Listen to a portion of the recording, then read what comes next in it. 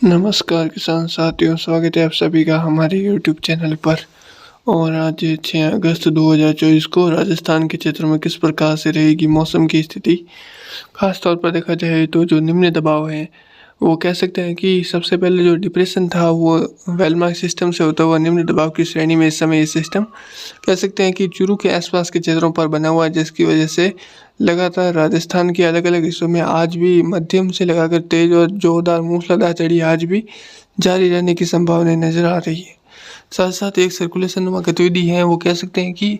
कुछ कह सकते हैं पाकिस्तान के आसपास के भागों पर बनी हुई है। सौराष्ट्र रीजन के लगभग उत्तर और उत्तर कह सकते हैं कि पश्चिमी भागों पर बनी हुई है। और ये जो निम्न दबाव है इसका असर अब धीरे धीरे कह सकते हैं कि अगले 24 से 48 घंटों के बाद में और ऐसा हो सकता है कि अगर ये रिकवर करता है यानी वापस आता है तो ये लगभग कह सकते हैं पाली के आसपास से होते हुए वापस कह सकते हैं कि जोधपुर के आसपास से और कह सकते हैं इसके आसपास से लगभग जो गुजरात के क्षेत्र है वहाँ तक इसके वापस रिकवर होने की संभावनाएं हैं। तो ये वापस वर्षा करवा सकता है, मूसलाधार वर्षा। और जो आप देख सकते हैं पीली कलर में लाइन, तो यहाँ पर लगभग देखा जाए तो हवाएं हैं वो लगातार दक्षिणी पश्चिमी चल रही हैं और हवाओं में आज कुछ और तेज़ी रहेगी। यानी हवाओं की जो रफ्तार है वो लगभग यहाँ पर 30 से 25 किलोमीटर तक की रह सकती है, जो कि काफ़ी ज़्यादा है। और पिछले दिनों की तुलना में देखा जाए तो 2 दिन में हवाएं थोड़ी तेज़ रहेगी। उसके बाद में देखा जाए तो 7-8 तारीख के आसपास फिर से हवाओं में कमी आएगी, फिर से बारिश का दौर है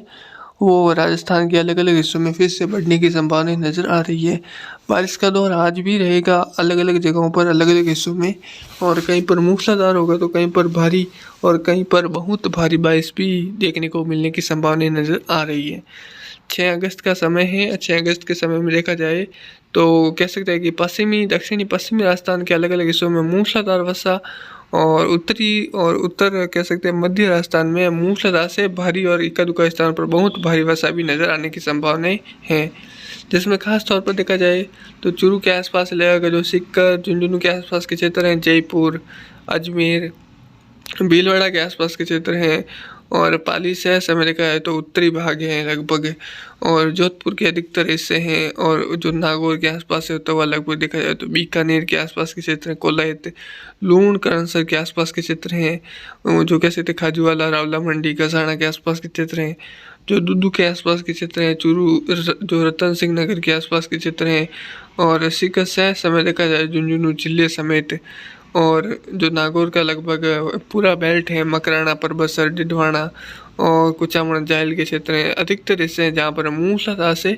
भारी और इक्का दुक्का स्थानों पर बहुत भारी वर्षा अगले कह सकते हैं 24 घंटों के दौरान दर्ज की जाने की संभावनाएं हैं। साथ साथ इस लाल कलर के घेरे में जैसलमेर के कह सकते हैं पोखरण, फतेहगढ़ के आसपास इलाके जो कह सकते हैं क्षेत्र है आसपास के, साथ साथ जो बाड़मेर के सिवाना, पचपदरा, बायतू, शिवराम, सरगुड़ा, मलानी, चौटन के आसपास इलाके जो भी क्षेत्र हैं यहाँ पर भी मध्यम तेज और मूसलाधार झड़ी नजर आने की संभावना है।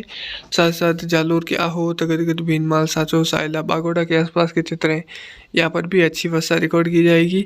और इसके साथ देखा जाए सिरोही के माउंट आबू और जो रेवदर के आसपास के क्षेत्र हैं तो ये यहाँ पर भी तमाम इलाकों में